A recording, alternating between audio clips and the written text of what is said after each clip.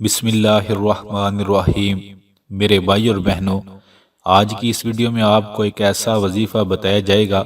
اس وظیفے کو الحمدللہ ہزاروں لوگوں نے کیا، اور جس نے بھی کیا اور کرتا رہا اس نے بتایا کہ اللہ تعالیٰ نے میری بڑی بڑی مشکلیں دور کر دیں، میرے رزق کے سارے مسئلے حل کر دیے، میرے اللہ نے میرے پر رزق کے دروازے کھول دیے، میرے اللہ نے غیب سے رزق دیا، میرے اللہ نے قرض کے سارے معاملات حل فرما دیے، اور زندگی کی اور بھی بڑی پریشانیاں دور فرما دی۔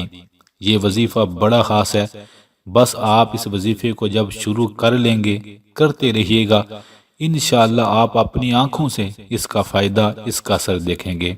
کرنا آپ نے ایسے ہے، آپ نے سب سے پہلے سورۃ الاخلاص کو پڑھنا ہے 33 بار۔ سورۃ الاخلاص وہ سورت ہے جس کا وظیفہ نبی صلی اللہ علیہ وآلہ وسلم نے اپنے ایک صحابی کو بتایا تھا، اس کو پڑھو، اللہ رزق کے مسئلے حل کر دے گا۔ انہوں نے پھر آ کر بتایا، اللہ نے میرے رزق کے سارے مسئلے حل کر دیے۔ اور دوسرا کام آپ نے یہ کرنا ہے، آپ نے استغفر اللہ، اس کو 33 ٹائم 33 بار پڑھنا ہے۔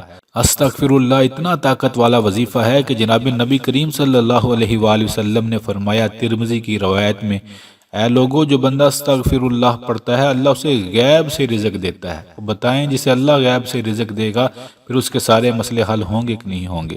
تیسرا کام آپ نے یہ کرنا ہے، 33 ٹائم آپ نے سورۃ الکوثر، انا اعطیناک الکوثر، اس سورت کو پڑھنا ہے۔ یہ سورت اتنی برکتوں والی ہے، ایک بندے نے کہا میں نے پڑھنا شروع کیا، پڑھتا رہا 3-4 ماہ میں سورۃ الکوثر کو پڑھتا رہا۔ اے لوگو، اللہ نے مجھے آج اتنا نواز دیا ہے کہ میں ہزاروں لوگوں کو کھلانے والا بن چکا ہوں۔ اللہ اکبر۔ تو دن میں کسی بھی وقت آپ سورۃ الاخلاص کو پڑھ لیں، بعد میں اللہ سے دعا کریں، پھر استغفر اللہ کو پڑھیں، بعد میں اللہ سے رزق مانگیں، پھر آپ سورۃ الکوثر کو پڑھیں، بعد میں اللہ تعالیٰ کو اپنے دکھڑے سنائیں، اللہ سے دعائیں کریں۔ کتنی بار زیادہ ہو سکے پڑھ لیں، بار بار پڑھیں، پر جب فارغ ہوں ان 3 ذکروں میں سے کسی ایک کو پڑھنا شروع کر دیں۔